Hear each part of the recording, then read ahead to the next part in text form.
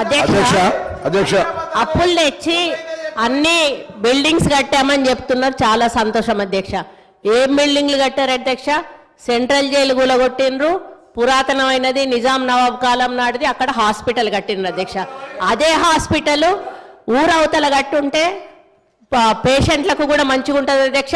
పురాతనమైన జైలు కూడా అక్కడ ఉండేది అధ్యక్ష.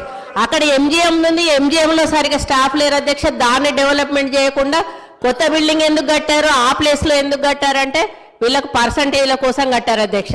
ఈరోజు సెక్రటేరియట్ పాత భవనాన్ని కూలగొట్టారు అధ్యక్ష.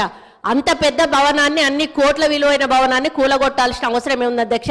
దాన్ని ఇంకొక గాంధీ హాస్పిటల్లో, ఇంకొక నిమ్స్ హాస్పిటల్లో చేసి పేదవాళ్లకు హాస్పిటల్ని కేటాయించి ఈ సెక్రటేరియట్ బిల్డింగ్ ఇంకా ఎక్కడైనా కట్టుంటే అదే ఆస్తి కూడగట్టినట్టు. ఉన్న ఆస్తులను ధ్వంసం చేసి కొత్త ఆస్తులు కట్టుకున్నది ఎవరి కోసం? మీకోసం కట్టుకున్నారు, మీ పర్సంటేజ్ల కోసం కట్టుకున్నారు. ఈరోజు డబుల్ బెడ్రూమ్ ఇల్లు ఎక్కడా కూడా నిరుపేదలకు కట్టలేదు అధ్యక్ష. 100 సార్లు నేను సీఎం గారిని, గత సీఎం గారిని అడిగాను అధ్యక్ష. స్థలాలు ఉన్న వాళ్ళకి ఒక 3 లక్షలు 4 లక్షలు ఇవ్వండి, వాళ్ళు ఒక్క షెడ్ అన్న వేసుకుంటారు అంటే మేకెక్కడ ఉండాలి, కోడెక్కడ ఉండాలి, అల్లుడెక్కడ ఉండాలి, బిడ్డ ఎక్కడ ఉండాలి, డబుల్ బెడ్రూమ్ ఇల్లు కట్టిస్తా అని కనీసం ఒక 100 బెడ్రూమ్ హౌజులు కూడా ఒక్కొక్క నియోజకవర్గానికి ఇవ్వలేదు అధ్యక్ష. ఆ ఇచ్చిన బెడ్రూమ్ ఇల్లు కూడా ఈరోజు ఎలక్షన్ల ముందు వాళ్ళ కార్యకర్తలకు మాత్రమే ఇచ్చుకున్నారు అధ్యక్ష. నిరుపేదలకు ఎవరికి ఇవ్వలేదు అధ్యక్ష. ఈరోజు బోర్బండ పోదాం అధ్యక్ష, ఇక్కడి నుంచి బోర్బండకి వెళ్దాము. అక్కడ వాళ్ళు టైల్స్ వేసుకొని వాళ్ళు షెల్ఫులు కట్టుకొని 10 వేలకు కిరాయిలకు ఇచ్చుకుంటున్నారు అధ్యక్ష డబుల్ బెడ్రూమ్ ఇల్లు. వీళ్ళు చేసిన పనులన్నీ కూడా దుర్వినియోగం చేశారు అధ్యక్ష. అప్పులు తెచ్చి నిరుపేదలకు ఉపయోగపడి పని ఒక్కటి కూడా చేయలేదు అధ్యక్ష. స్కూళ్ళు డెవలప్ చేయలేదు, ఉన్న హాస్పిటల్ డెవలప్ చేయలేదు, హాస్పిటళ్లలో స్టాఫ్ను రిక్రూట్ చేయలేదు, విద్యా వైద్యాన్ని పూర్తిగా నిర్లక్ష్యం చేసిన ప్రభుత్వం ఏదైనా ఉందంటే తెలంగాణ ప్రభుత్వం అధ్యక్ష. మనం తెలంగాణ తెచ్చుకున్నది నీళ్లు, నిధులు, నియామకాలు. ఈరోజు నీళ్లు కృష్ణా జలాలను ఆంధ్రాకు అమ్ముకుంటున్నారు అధ్యక్ష.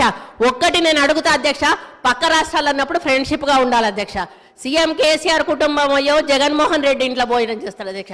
జగన్మోహన్ రెడ్డి కుటుంబం వచ్చో సీఎం కేసీఆర్ ఇంట్లో భోజనం చేస్తాడు అధ్యక్ష. వాళ్ళ వెనకాలనేమో కేటీఆర్ గారు వెళ్తారు అధ్యక్ష.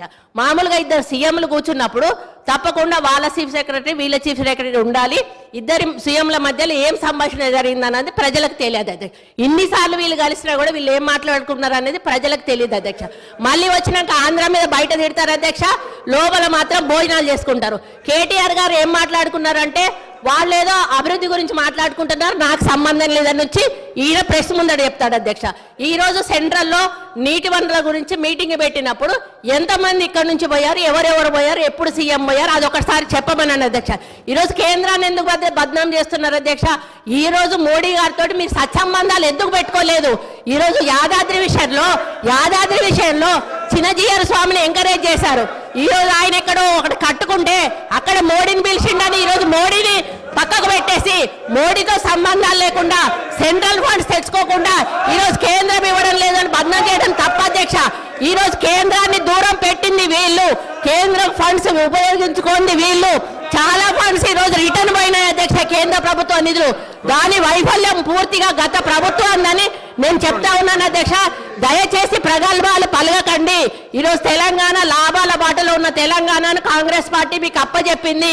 నష్టాల బాటలోకి వెళ్ళి నిరుపేదల జీవితాలు మీరు బాగు చేయలేదు, కేవలం పెద్దవాళ్ళని బాగు చేశారు, పేదోళ్ళని ఎక్కడున్న వాళ్ళని అక్కడ ఉంచారు. ఈ వాస్తవాలను ఒప్పుకోవాల్సిన బాధ్యత మీ మీద ఉందని సందర్భంగా గుర్తు చేస్తా ఉన్నాను అధ్యక్ష. ఏంది అధ్యక్ష, ఇట్లా ఇంతమంది మంత్రులు మధ్యలో వేస్తే మేము ఎట్లా మాట్లాడగలుగుతాం అధ్యక్ష? What is